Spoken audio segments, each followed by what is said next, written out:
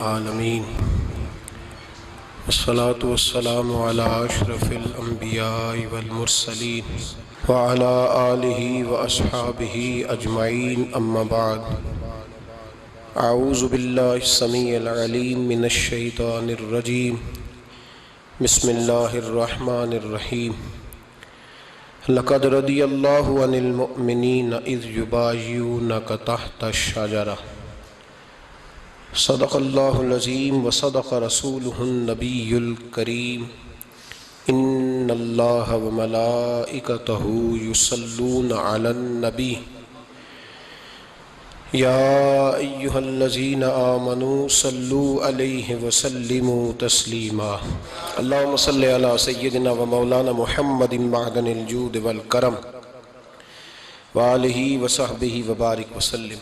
حمد الصلاۃ کے بعد امیر المومنین خلیفۃ المسلمین داماد مصطفیٰ صلی اللہ علیہ وسلم حضرت سیدنا عثمان غنی رضی اللہ تعالیٰ عنہ کی حیات مبارکہ کے حوالے سے چند باتیں آج گفتگو کا عنوان ہے۔ نبی کریم صلی اللہ تعالیٰ علیہ وسلم نے حدیبیہ کے موقع پر 9 ہجری میں عمرے کا ارادہ فرمایا تھا، اور حضور صلی اللہ تعالیٰ علیہ وسلم اپنے کئی سو صحابہ کے ساتھ احرام باندھ کر مقام حدیبیہ پر پہنچ گئے۔ سفیر اس کو بنایا جاتا تھا جو بڑا سمجھدار اور زیرک آدمی ہوتا تھا۔ نبی پاک صلی اللہ علیہ وسلم نے اس موقع پر جس کو اپنا سفیر بنا کے بھیجا وہ حضرت سیدنا عثمان غنی رضی اللہ تعالیٰ عنہ۔ حضور نے انہیں سفیر بنا کر کے مکہ مکرمہ میں بھیج دیا اور 2 ٹارگٹ دیے اپنے سفیر کو، 2 باتیں فرمائے ایک تو جا کے مکے والوں کو بتاؤ کہ ہم جنگ کرنے نہیں آئے، اللہ کے گھر کا دیدار کرنے آئے، اور بڑے پرامن طریقے سے ہم طواف کریں گے، سعی کریں گے، عمرہ کریں گے، لوٹ جائیں گے، یہ ہمارا واحد ایجنڈا ہے، اس کے علاوہ کوئی پروگرام نہیں ہے۔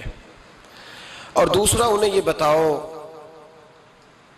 ان لوگوں کو جو ایک زمانے سے مکہ مکرمہ میں کفار مکہ کے ظلم سہ رہے ہیں، ہمارے وہ غلام جو یہاں بڑی تکلیف میں ہیں ان کو یہ خبر دے دو، عثمان انہیں میرا پیغام دے دینا کہ اب تمہاری مشکلات کے دن تھوڑے رہ گئے، اب بڑی جلدی اللہ تبارک و تعالی دین اسلام کو فتح عطا فرما دے گا۔ حضرت عثمان غنی تشریف لے گئے۔ جب حضرت عثمان غنی وہاں پہنچے تو کفار نے آپ کو روک لیا، انہوں نے کہا کہ آپ رکیے، دیر ہو گئی۔ ادھر ابو سفیان نے حضرت عثمان غنی رضی اللہ تعالیٰ عنہ کو یہ کہا کہ ہم نبی پاک صلی اللہ علیہ وسلم کو اور ان کے صحابہ کو عمرہ نہیں کرنے دیں گے، آپ اگر چاہیں تو وہ سامنے بیت اللہ شریف ہے، طواف کریں، آب زمزم پئیں، حجر اسود پہ جائیں، مقام ابراہیم پہ جائیں، صفا مروہ کریں، آپ چاہیں تو کر لیں۔ تو حضرت عثمان غنی رضی اللہ تعالیٰ عنہ فرمانے لگے میں تڑپ رہا ہوں کعبے کے طواف کے لیے، لیکن میں بیت اللہ کا طواف اسی وقت کروں گا جب آگے آگے مجھے میرے مصطفیٰ کریم نظر آئیں گے صلی اللہ تعالی علیہ وسلم۔ لوگ آج پوچھتے ہیں کہ بغیر مدینہ شریف جائے حج مکمل نہیں ہوتا، میں نے کہا مدینہ شریف کے بغیر حج ہو جاتا ہے پر مدینے والے کے بغیر نہیں ہوتا، اس لیے کہ حضور نے فرمایا صحیح مسلم میں خذوا عنی مناسککم، حج کے طریقے مجھ سے سیکھو۔ اللہ نے تو کہہ دیا حج کرو، تفصیل تو بتائی نہیں، تو اب آپ کو حضور سے سیکھنا پڑے گا۔ مدینے کے بغیر تو شاید حج ہو جائے پر مدینے والے کے بغیر حج نہیں ہوتا۔ حضرت عثمان غنی رضی اللہ تعالیٰ عنہ لگے میں طواف ضرور کروں گا پر اس وقت کروں گا جب مجھے حضور آگے آگے نظر آئیں گے۔ ادھر ایک شخص نے حضور کی بارگاہ میں بھی کہا اپنوں کا نہ پتہ ہوتا ہے، دل بدست آور کے حج اکبر است، جو دل ہوتے ہیں نا، دل کو دل سے راہ ہوتی ہے، یہ کئی دفعہ جسم علیحدہ علیحدہ ہوتے ہیں پر یہ اکٹھے دھڑک رہے ہوتے ہیں۔ تو دل کو راہ ہوتی ہے. عرض کی یا رسول اللہ صلی اللہ علیہ وسلم عثمان غنی تو طواف کر رہے ہوں گے، صفا مروہ میں ہوں گے، بڑی موج ہوگی، آب زمزم کھول کے پی رہے ہوں گے. حضور نے سامنے والے کا چہرہ غور سے دیکھا، فرمایا عثمان کو تم زیادہ جانتے ہو کہ میں زیادہ جانتا ہوں؟ یا رسول اللہ آپ ہی زیادہ جانتے ہیں. فرمایا پھر فکر نہ کرو، عثمان میرے بغیر طواف نہیں کرے گا. بات ختم ہو گئی، میرے بغیر عثمان طواف نہیں کرے گا، ختم ہو. اب کسی نے افواہ پھیلا دی کہ حضرت عثمان غنی کو شہید کر دیا گیا. نبی پاک علیہ السلام تک بھی خبر آئی. حضور جانتے تھے. ہمارا دل نہیں کرتا کوئی انتشاری بات کرنے کو، لیکن جب لوگ کرتے ہیں تو پھر دل کو تکلیف ہوتی ہے. اب یہاں سب نے لکھا ہے کہ نبی پاک صلی اللہ علیہ وسلم کو خبر ملی، حضور پریشان ہوئے، صحابہ کو مشورے کے لیے بھی بلایا، بیعت رضوان بھی ہوئی. اگر علم غیب ہوتا، یہ سارا کچھ نہ ہوتا. اور میں نے کہا خدا کے بندے، اگر حضور اپنا علم غیب اس وقت ظاہر کرتے تو حضرت عثمان کے لیے قرآن کی آیتیں نہ نازل ہوتی، اس بیعت کے تذکرے نہ ہوتے. ہر بات پہ لوگ معاذ اللہ تعالی. اب دیکھیے نا، یہاں یہ جملہ چھوڑنے کی کیا ضرورت ہے؟ تم قوم کو کیا دے رہے ہو؟ لوگوں کو کیا بتا رہے ہو کہ نبی پاک علیہ السلام اندھیرے میں بیٹھ کے فیصلے کر رہے تھے؟ کیا بتا رہے؟ آج انٹیلیجنس کی رپورٹس بتا دیتی ہیں کہ وہ فلاں کس طرح کا ماحول ہے اور آپ نے کس طرح کرنا ہے، تو تمہیں اپنی خفیہ ایجنسیوں کے مطابق تم فیصلہ کرو تو کہتے ہو ہم بھئی اندھیرے میں فیصلہ نہیں کر رہے، ہمیں رپورٹ ہے تو فیصلہ کر رہے ہیں. اور نبی پاک علیہ السلام کے بارے میں تم لوگوں کو یہ بتا رہے ہو کہ حضور اندھیرے میں فیصلہ کر دیتے تھے، پتہ ہی نہیں تھا. کس طرح کی بات کرتے ہو؟ میرے محبوب پاک علیہ السلام فرماتے ہیں کہ اللہ تبارک و تعالیٰ نے مجھے اس طرح کا علم عطا فرمایا ہے کہ جو تمہارے ذہن میں ہو مجھ سے پوچھو، میں فوراً تمہیں جواب دوں گا. لیکن لوگ اڑ گئے ہیں، کیا کیا جائے؟ اور عجیب فلسفہ ہے. یہاں بھی گرہ لگا دی، پتہ ہوتا تو یہ سارا. اور میں نے کہا خدا کے بندے، اگر یہ سارا کچھ نہ ہوتا تو پھر یہ آیتیں کیسے نازل ہوتی؟ پھر صبح قیامت تک حضرت عثمان غنی کی عظمتوں کا کیسے پتہ چلتا؟ جب خبر ملی نا کہ حضرت عثمان غنی کو شہید کر دیا گیا تو حضور نے صحابہ کو بلایا، فرمایا آؤ میری بیعت کرو. حالانکہ بیعت پہلے ہو چکی،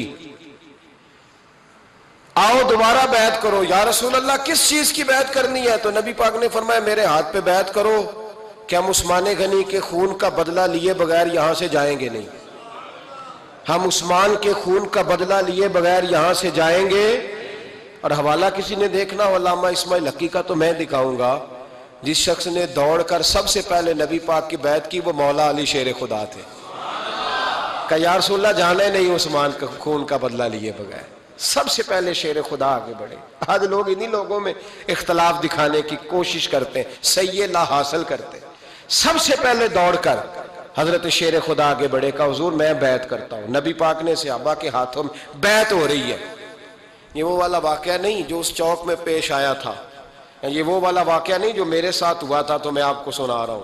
یہ وہ والا واقعہ ہے جو رب کو اتنا پسند آیا کہ اللہ نے قرآن پاک میں بیان فرما دیا ہے. اس کی اہمیت کا اندازہ لگائیں کہ رب کریم کو اتنا محبوب ہے یہ انداز کہ قرآن میں بیان کیا. ایک درخت تھا، کانٹوں والا درخت، اس کو شارحین نے لکھا ہے. کچھ لوگ کہتے ہیں بیری کا درخت تھا. نبی پاک درخت کے نیچے بیٹھ گئے، فرمایا بیعت کرو سارے. کن کے لیے بیعت ہو رہی؟ حضرت عثمان غنی کے لیے. ایک بیعت دین کے لیے ہوئی، قرآن کے لیے ہوئی، حدیث کے لیے ہوئی، اللہ کی توحید کے لیے. اور آج نئے سرے سے بیعت ہو رہی ہے. کس کے لیے؟ بول کے بتائیے. حضرت سیدنا عثمان غنی رضی اللہ تعالیٰ عنہ. اس شخص کی عظمت کا کوئی اندازہ کر سکتا ہے؟ جن کے لیے نبی پاک نے خاص کر کے تخصیص کر کے ایز اے اسپیشل بیعت لی. اور صحابہ نے جب بیعت کی تو اللہ کو اتنی پسند آئی کہ قرآن مجید کی سورہ فتح کی آیت نمبر 18 میں بیان کیا. فرمایا لقد رضی اللہ عن المؤمنین اذ یبایعونک تحت الشجرہ. فرمایا محبوب تحقیق اللہ ان مومنوں سے راضی ہے جو درخت کے نیچے آپ کی بیعت کر رہے تھے. تحقیق اللہ ان سے راضی ہوا، ان ایمان والوں سے جو درخت کے نیچے آپ کی بیعت کر رہے تھے. درخت کے نیچے تحت الشجرہ.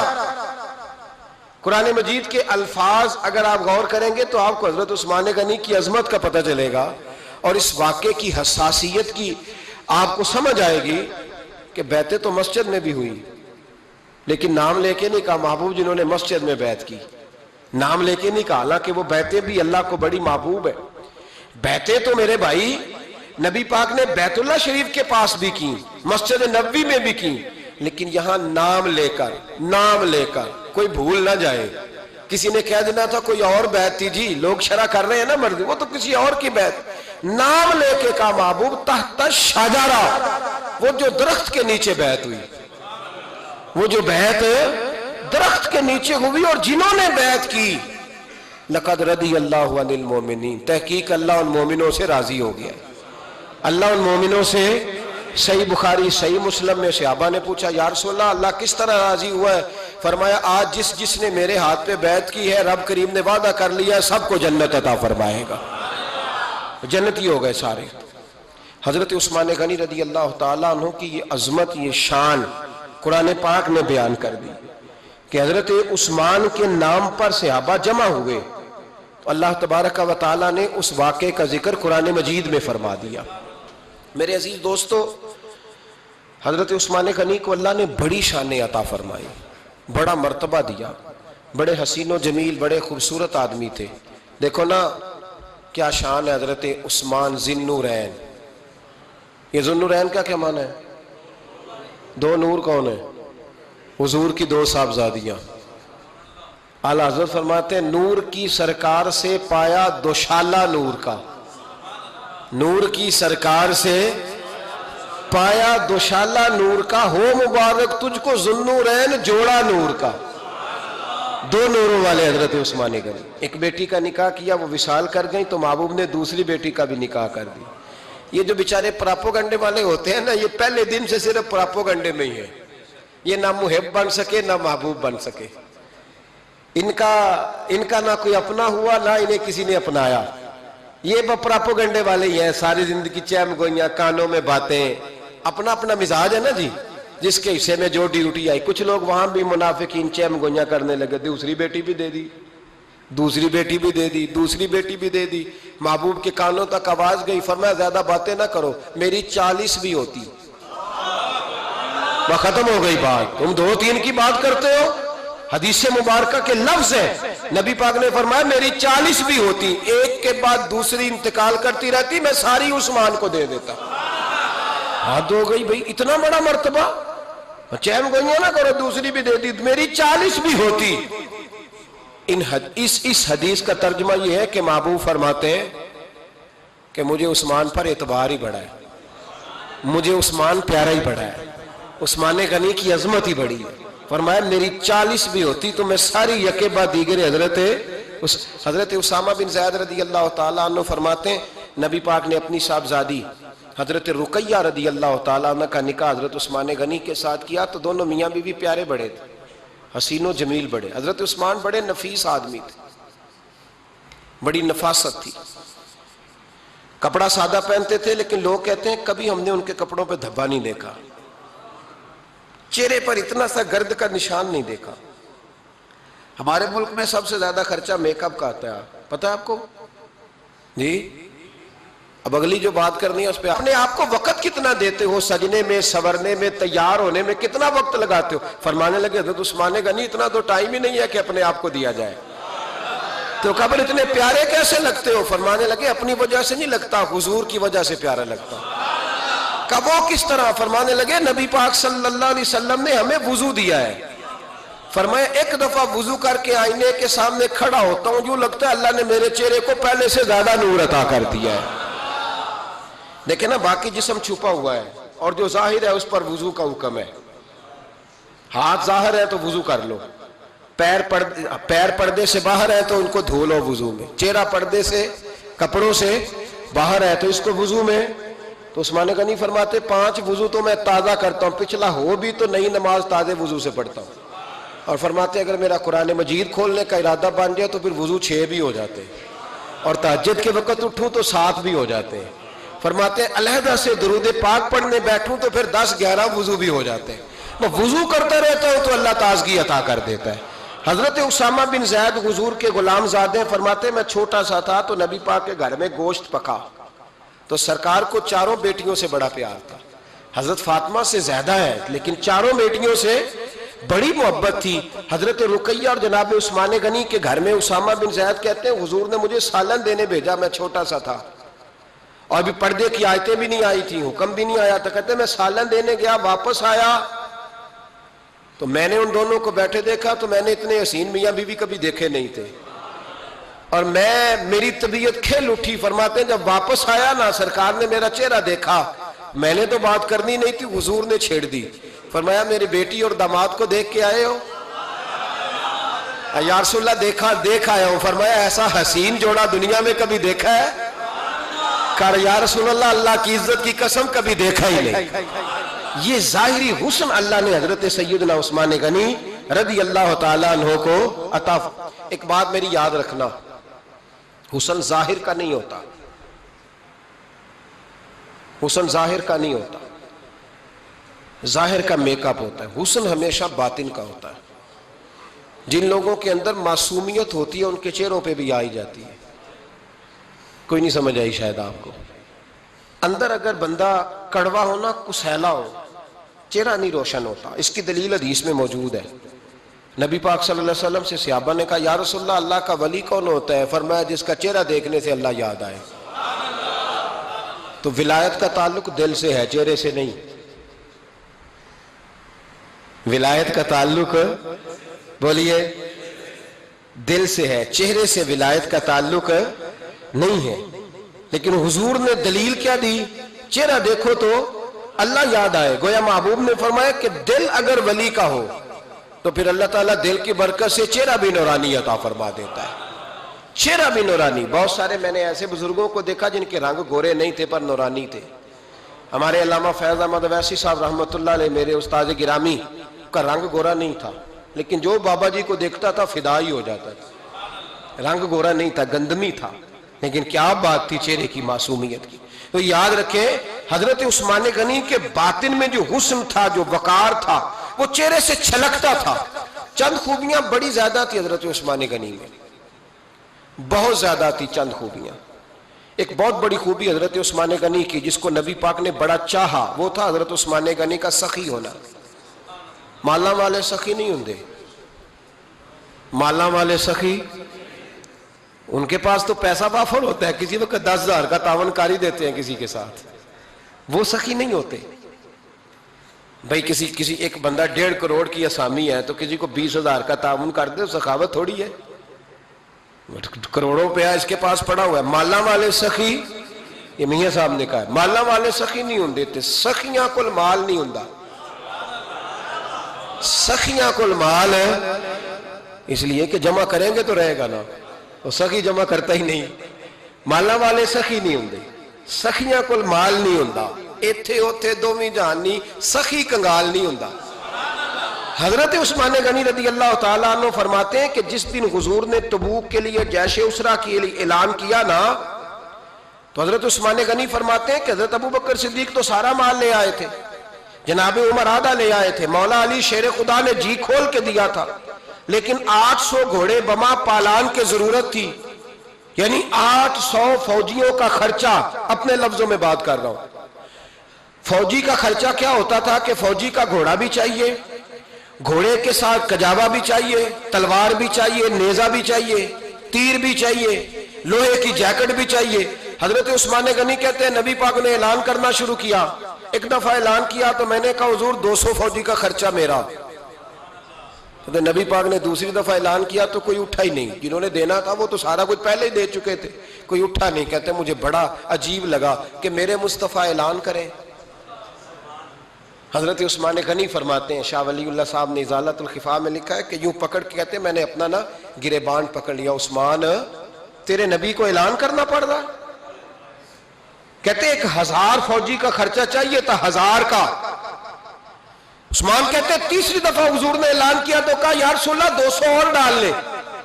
سنو سخی کس کو کہتے ہیں. حضرت عثمان غنی رضی اللہ تعالیٰ عنہ فرماتے ہیں میرے پاس کل خرچہ میرے پاس 800 فوجیوں کا تھا, میں سارا کچھ بھی گھر سے لے آؤں تو 1000 میں پھر بھی پورا نہیں کر سکتا تھا. لیکن جب نبی پاک نے چوتھی دفعہ کہا نا کہ اٹھو بھائی ابھی خرچہ چاہیے, عثمان کہتے ہیں مجھے لگتا تھا میرے گریبان پھٹ جائے گا. یار میرے محبوب کو اعلان کرنا پڑ رہا ہے. عثمان غنی فرماتے میں اٹھ کے کھڑا ہوا، میں نے کہا حضور اب آپ نے اعلان نہیں کرنا، آپ 1000 ہی میرے کھاتے میں ڈال دیں، میں سب کا بندوبست کرا دوں گا۔ فرماتے میں نے 200 فوجی کا خرچہ پکڑ دکڑ کے پورا کیا۔ 200 کا خرچہ، غریب اصل میں اللہ سے تجارت نہیں کرتا اس لیے امیر نہیں ہوتا، غریب اللہ سے تجارت کرے نا، اللہ سے، اس کے رستے میں 200 دے کے 70 گنا کی امید رکھے یہاں بھی وہاں بھی، پھر امیر ہو جائے۔ یہ تجارت نہیں کرتا، یہ کہتا ہے اللہ کے رستے میں امیر خرچ کریں گے، میری نہیں ڈیوٹی۔ حضرت عثمان غنی کہتے ہیں میرے پاس 800 کا بندوبست تھا، میں نے 1000 کا دیا۔ حضور تشریف لے گئے، فرماتے ہیں جہاد سے جب واپسی ہوئی نا، ایک ایسا سودا تھا جس میں سے مجھے نفع کی امید ہی نہیں تھی، پر اللہ نے مجھے 11 گنا نفع عطا فرمایا۔ مالا والے سخی نہیں ہوں دے، سخیاں کل مال۔ دیکھیں نا جنت البقیع، وہ والا قبرستان جس میں کوئی دفن ہو جائے تو نبی پاک کی سفارش کا حقدار ہو گیا، وہ والا قبرستان جس کا نام ہی جنت ہے۔ وہاں نا ایک یہودی اپنے جانور باندھا کرتا تھا، تو سرکار ایک دن اس طرف گئے تو واپس آئے، حضرت عثمان غنی قریب کھڑے تھے، نبی کریم صلی اللہ تعالی علیہ وسلم نے فرمایا عثمان اس جگہ کی طرف ذرا چکر لگانا، جگہ بڑی اچھی ہے۔ عثمان غنی گئے، جگہ خرید کے واپس آ گئے۔ حضور نے فرمایا ہوا ہے عرض کی حضور خرید آیا ہوں۔ فرمایا میں نے تو چکر لگانے کا کہا تھا۔ کہا یا رسول اللہ آپ نے یہ بھی تو فرمایا تھا جگہ بڑی اچھی ہے، تو جس کو آپ نے اچھا کہہ دیا یہودی کے پاس تو نہیں نہ رہنی چاہیے، تو میں نے خرید دی۔ شرم نہیں آتی لوگوں کو۔ حضرت عثمان کے بارے میں بات کرتے ہیں، جس قبرستان میں سیدہ پاک بی بی صاحبہ حضرت فاطمہ الزہرا آرام کر رہی ہے، وہ زمین حضرت عثمان نے تحفہ دی ہے۔ حیا نہیں آتی بات کرتے؟ شرم نہیں آتی؟ یہ صدقہ سیدہ فاطمہ کا ہی ہے، انہی کے لیے اللہ نے تحفہ دیا، پر اس کے پیسے حضرت عثمان غنی نے ادا کیے۔ پھر اس قبرستان میں سیدہ پاک نے آرام کیا، پھر اسی قبرستان میں عثمان ابن مسعود نے آرام کیا، پھر اسی قبرستان میں حضرت حلیمہ سعدیہ لیٹی ہوئی ہے، اسی قبرستان کے اندر نبی پاک کی زوجہ سیدہ عائشہ آرام کرتی ہے، پھر اسی زمین پر میرے محبوب کے پیارے نواسے امام حسن آرام فرمائے۔ حضرت عثمان غنی رضی اللہ تعالیٰ عنہ کے بارے میں بات کرتے تیری زبان نہیں کانپتی؟ ان کو بات کرتا ہے جن کے تحفے اہل بیت نبوت نے قبول فرمائے اور وہاں آرام کرنا انہوں نے پسند کیا، اتنا بڑا جرت مند ہو گیا تو۔ حضرت سیدنا عثمان غنی رضی اللہ تعالیٰ عنہ سخاوت کی تو کمال کر دی حضرت عثمان غنی، اور پھر ضرورت سے زیادہ پیسے دے کے۔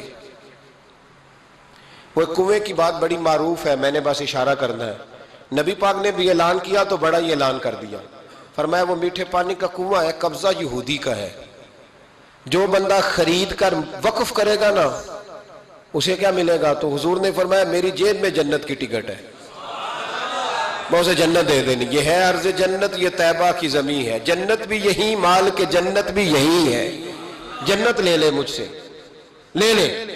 حضرت عثمان غنی گئے، اس کو کہا بھئی کنواں میرے ہاتھ بیچ دے۔ کنویں کی قیمت تھی 500-700 دینار،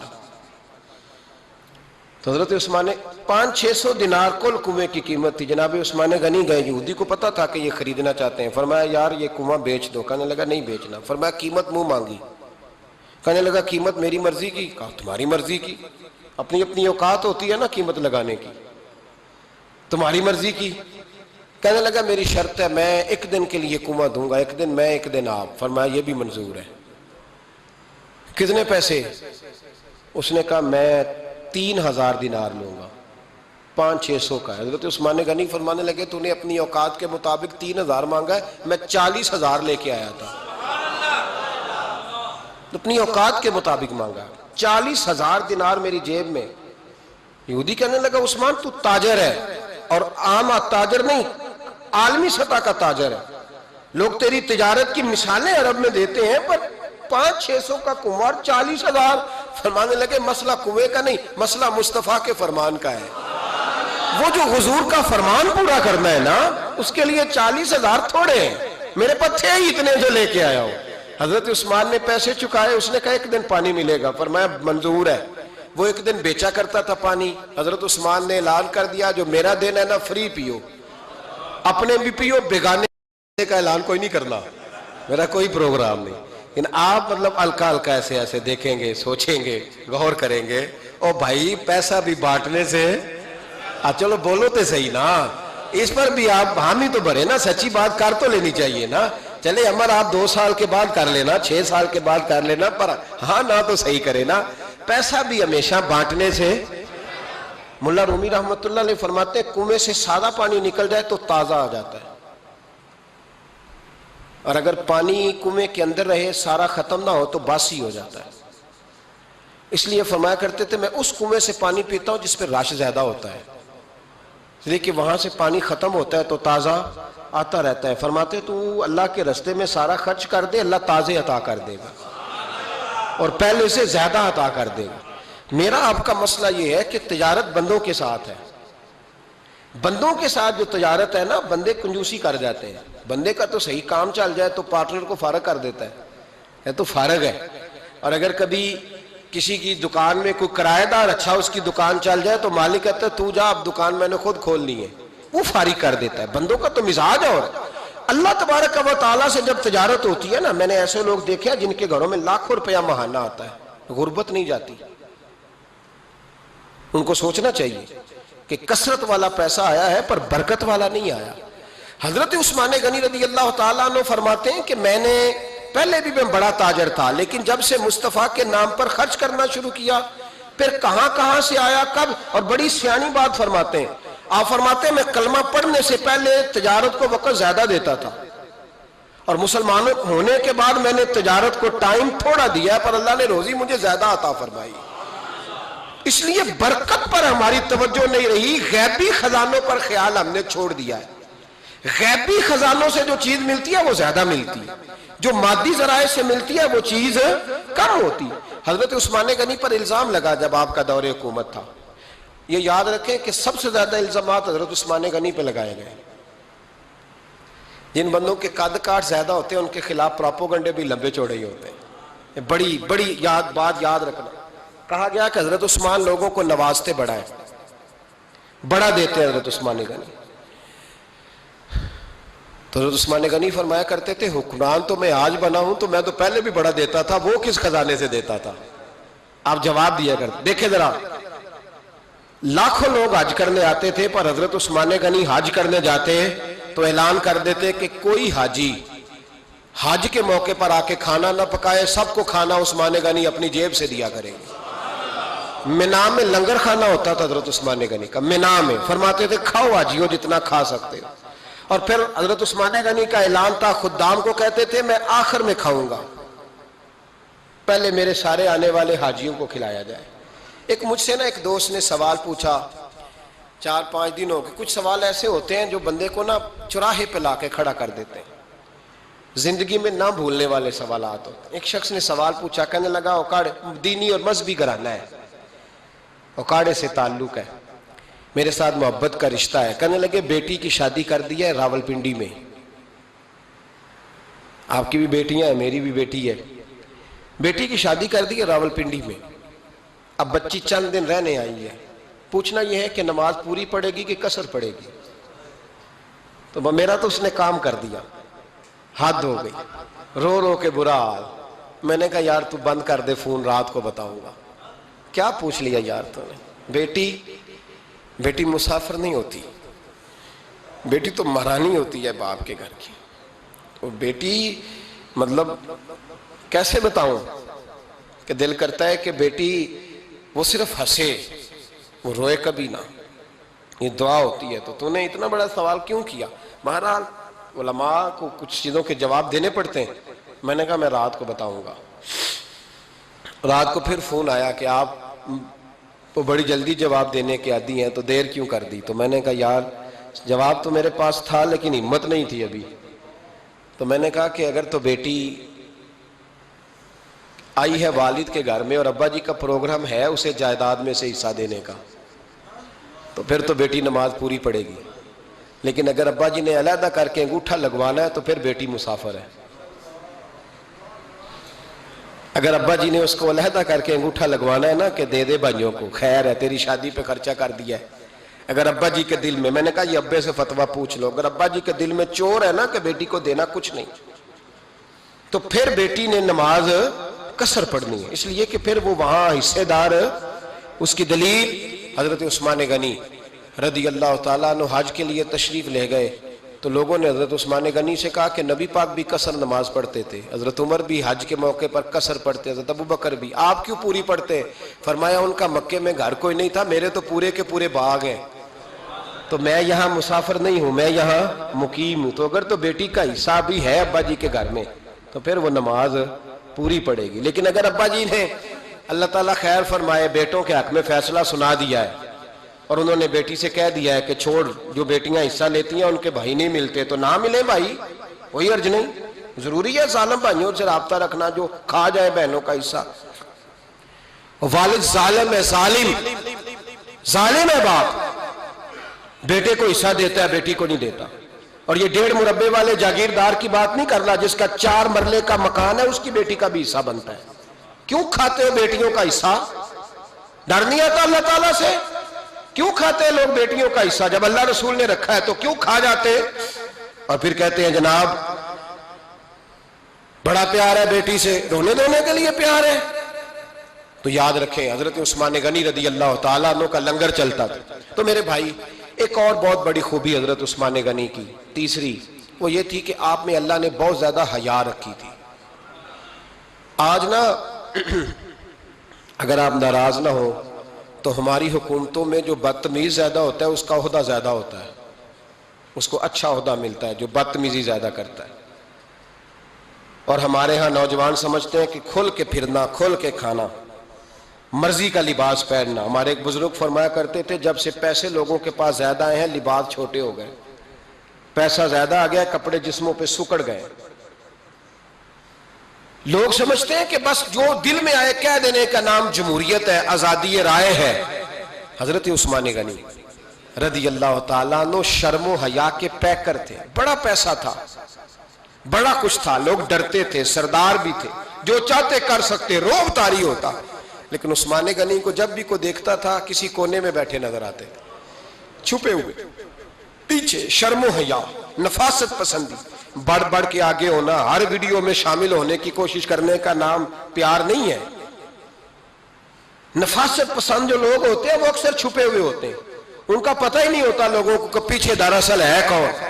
دیکھیے نا بڑی معروف حدیث ہے صحیح مسلم میں، نبی پاک صلی اللہ علیہ وسلم آرام فرما رہے تھے، حضور نے تامت مبارک باندھی ہوئی تھی، لیٹے ہوئے تھے سرکار۔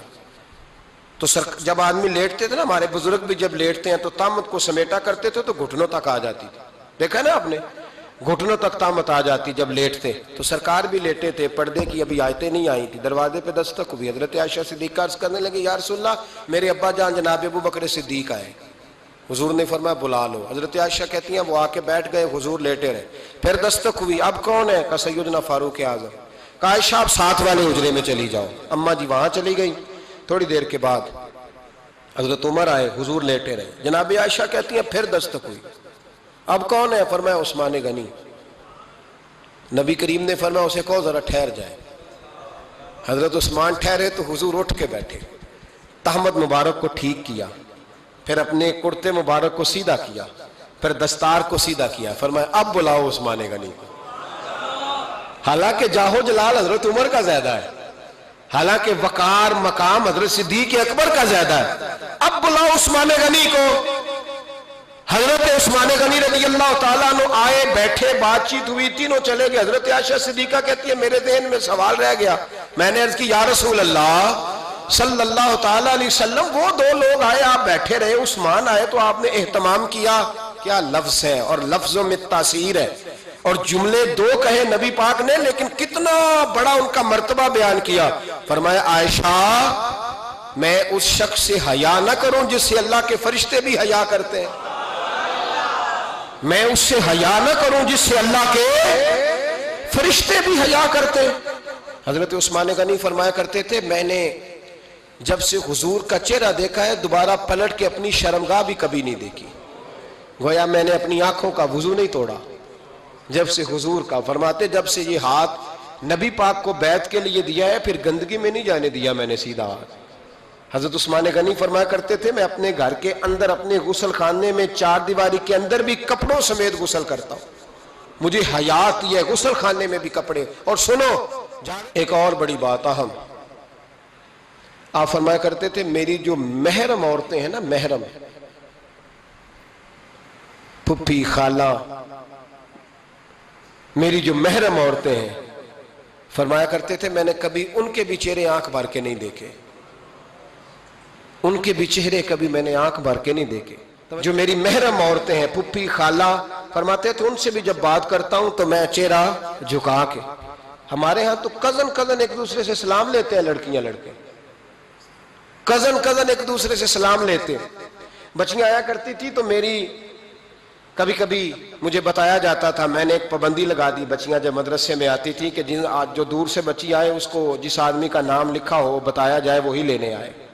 ایک دن مجھے اطلاع دی گئی کہ آپ تھوڑی دیر آئیں. میں گھر گیا تو مجھے بتلایا گیا کہ ایک بچی ہے تو اس کو جو پہلے لینے آتا تھا وہ نہیں آیا، کوئی اور آیا. میں نے اس کے بھائی کو فون کیا کہ آپ لینے نہیں آئے. کہنے لگے یہ کزن ہے ہمارا، اس کے ساتھ بھیج دیں، آپ ہمارا ہی کزن ہے، خالہ زاد ہے. میں نے کہا یار آپ کہاں ہو؟ کہنے لگے مجھے 20-25 منٹ لگ جائیں گے. تو میں نے کہا ابھی کلاسیں بھی جاری ہیں تو آپ ہی آ جانا خود ہی. کہنے لگا سب آپ بھیج دیں، مجھے اعتبار ہے اس پہ. میں نے اس کو ایک بات کہی جو آپ کو بھی کہتا ہوں، میں نے کہا یار تمہیں اعتبار ہے تو اللہ رسول کو اعتبار کیوں نہیں؟ انہوں نے کیوں غیر محرم بنایا ہے؟ عجیب تماشا ہے. مجھے پھپھی ذات پہ، خالہ ذات پہ، ماموں ذات پر اعتبار ہے، نبی پاک کو کیوں نہیں؟ آپ کو زیادہ پیار ہے لوگوں سے یا نبی پاک کو امت سے زیادہ پیار ہے؟ کیا مطلب تماشا ہے؟ کیا مزاج بنا لیا میں نے اور آپ؟ نبی پاک نے ایک شخص پر اعتبار نہیں کیا، فرمایا اس سے پردہ کرو. آپ نے اور میں نے کیسے کر لیا؟ نبی پاک نے خالہ ذات، پھپھی ذات، دیور پر، جیٹ پر، سالے پر، بہنوئی پر اعتبار نہیں کیا، پابندی لگا دی. تو نے کیسے کیا؟ تیرے دل میں زیادہ درد ہے، تو زیادہ دین کو سمجھنے لگا ہے، انسانیت زیادہ اچھل آئی ہے تیرے اندر. اعتبار کیا ہوتا؟ یاد رکھنا دنیا میں جتنے گھر تباہ ہوئے ان لوگوں کی وجہ سے نہیں ہوئے جن پر اعتبار نہیں تھا، ان کی وجہ سے ہوئے جن پر اعتبار تھا. گھر کا بیٹی لنکا ڈھائے، باہر والے آ کے کبھی بھی گھر میں کوئی نقب زنی نہیں کرتے، جب بھی کرتے ہیں اعتبار والے کرتے. میرے رسول پاک علیہ السلام کی وہ ازواج جن پر اللہ کو اتنا اعتبار ہے کہ رب کہتا ہے میرے محبوب کی بیویوں تمہاری جیسی دنیا میں دوسری ہے ہی کوئی نہیں. اللہ کو اتنا اعتبار ہے. لیکن ایک نابینا صحابی آئے تو حضور کی 2 ازواج بیٹھی تھی تو نبی پاک نے فرمایا پردہ کرو. یا رسول اللہ وہ تو نابینا ہے. فرمایا تمہیں تو نظر آ رہا ہے نا، تمہاری آنکھیں تو کھلی ہوئی ہیں. حضور کو اعتبار نہیں تھا. بس کر دیں. سب سے بڑا ظالم وہ ہے جو کہتا ہے مجھے بیٹی پہ اعتبار ہے. وہ ظالم ہے، وہ اپنی بیٹی کے ساتھ ظلم کر رہا ہے. جو کہتا ہے مجھے اعتبار ہے، کالج جا رہی ہے، یونیورسٹی جا رہی ہے، اکیلے آ جا رہی ہے، مجھے اعتبار ہے. یہ ظلم کر رہا ہے بچی کے ساتھ. وہ تو بچی ہے، اس کا تو ذہن کمزور ہے. ہو سکتا ہے صاف دل ہو لیکن سامنے جو شیطان چوکوں میں گلیوں میں دائیں بائیں گھوم رہے ہیں وہ تو صاف دل نہیں ہے نا، وہ تو معصوم طبع نہیں ہے نا. تو بعض اوقات بڑے اچھے نفیس بچے بھی شیطانوں کا شکار ہو جاتے ہیں. خدا کا خوف کریں. حضرت عثمان غنی کی زندگی، حضرت عثمان فرماتے ہیں جو محرم عورتیں تھیں ان کی طرف بھی آنکھ بھر کے نہیں دیکھا، اس لیے کہ وہ خاتون ہے، میں مرد ہوں، میری حیا مانی. آج لوگوں کو شوق ہو گیا عورتوں کی مجلس میں دوڑ دوڑ کے جانا، وہاں بیٹھنا، وہاں وقت بتانا. پیرانے عظام کہتے ہیں کہ وہ درویشنیوں کے بیچ بیٹھے ہیں جی، باپ بیٹی ہوتے ہیں جی، مریدنی اور پیر. میں نے کہا کوئی نہیں ہوتے. اس رشتے پر استدلال ہے. اعلیٰ حضرت فرماتے ہیں واجب ہے پردہ پیر اور مریدنی کا. یہ پردہ واجب ہے. اگر کوئی شخص اس طرح بے پردہ بیعت لے گا، بیچ میں بیٹھے گا تو اس کا تو مرید ہونا ویسے ہی حرام ہے، جائز ہی نہیں ہے. جو سارا دن تویز دھاگے کے لیے بیٹھا رہے اور بیویوں سے گفتگو کرتا رہے. خدا را حضرت عثمان غنی رضی اللہ تعالیٰ عنہ کی زندگی میں جو باتیں ہمیں بہت زیادہ ملتی ہیں ان میں نفاست ہے، آپ کی حیا ہے، سخاوت ہے. ایک بات اور سن لیں، بڑا ستایا گیا حضرت عثمان غنی کو، پراپوگنڈے کیے گئے، آپ کے خلاف مہم چلی. عبداللہ ابن سبا نے بڑی مہم جوئی کی آپ کے خلاف. یہودیوں نے مسلمانوں کا روپ دھار کر بڑا آپ کو ستایا، تکلیفیں دی. جی آپ اپنے رشتہ داروں کو بڑا دیتے ہیں. فرمایا کرتے تھے جیب سے دیتا ہوں، مال خزانہ سے نہیں دیتا. حضرت عثمان غنی رضی اللہ تعالیٰ عنہ کو بڑا ستایا گیا. یہ واحد خلفائے راشدین میں خلیفہ ہے جن کا 40 دن پانی بند کیا گیا، کھانا نہیں آنے دیا گیا. لیکن کمال ہستی حضرت عثمان غنی کی. مولا علی جیسے شیروں نے جا کے کہا آپ اشارہ کریں، یہ جو آپ کے خلاف نکلے ہوئے ہیں تو ایک تلوار سے مار دیے جائیں گے. تو حضرت سیدنا عثمان غنی فرمانے لگے میں وہ والا مینڈا نہیں بننا چاہتا جس کی وجہ سے مدینے کی گلیاں رنگین ہو جائیں. امن کا کہا آپ خلافت چھوڑ دیں. فرمایا حضور نے کہا تھا اللہ تمہیں ایک قمیض پہنائے گا، لوگ اتارنا چاہیں گے تم نے اتارنی نہیں. صبر سے، حوصلے سے، اطمینان سے. یہ وہ واحد ہستی ہے حضرت عثمان غنی جنہوں نے شہادت قبول کر لی لیکن تلوار نہیں چلنے دی، لوگوں کو ایک دوسرے کے گلے نہیں کاٹنے دی. وہ شخصیت ہے حضرت عثمان غنی کی. لیکن بڑا ستایا گیا، بڑا پراپوگنڈا. مجھے بتائیے اس کے بارے میں اللہ قرآن کی آیتیں نازل کر دے اور جس کے بارے میں مصطفیٰ کریم ایک بار نہیں تین بار جنت کی بشارت عطا کر دے. کوئی بندہ ہمیں تاریخ بتائے، حوالے دے، کہانیاں سنائے تو ہم اس کی کہانیاں دیکھیں گے یا نبی پاک کا فرمان دیکھیں گے؟ بولیں، جا کے بولیں، جا کے. کسی کہانی پر کبھی بھی کان. بس ایک حدیث میں نے بڑی دفعہ سنائی ہے، پھر سناتا ہوں، ترمذی میں ہے. نبی پاک جنازگاہ تک گئے جنازہ پڑھنے. یا رسول اللہ فلاں آدمی انتقال کر گیا. جنازگاہ تک تشریف لے گئے جنازہ پڑھانے، لیکن جنازگاہ تک پہنچ کر محبوب نے فرمایا اس کا جنازہ نہیں پڑھانا. یا رسول اللہ کیوں؟ فرمایا اس لیے کہ یہ عثمان غنی سے بغض رکھتا تھا. تو حضور تو اس کا جنازہ نہیں پڑھتے. خبردار کسی داستان پہ کان نہ دھریں. عقلیں دوڑاتے پھرتے ہیں لوگ، ایسے ہوا تھا تو ویسے ہوا تھا تو اس نے کہا تھا تو اس نے کہا تھا. ہمیں اس کی اس کی نہیں خبر، ہمیں تو مصطفیٰ کا پتہ ہے. جو حضور نے جن کی شان بیان کر دی ان کی شان پر ہم کسی تاریخ کا حوالہ مزید ضرورت محسوس ہے. بس اپنی طبیعت میں سادگی اور صفائی پیدا کریں، سخاوت پیدا کریں، حیا پیدا کریں. یہ حسن ہے. اس حسن کو حضرت عثمان غنی نے تقسیم کیا ہے. اللہ سمجھنے کی توفیق عطا فرمائے. آخر دعوانا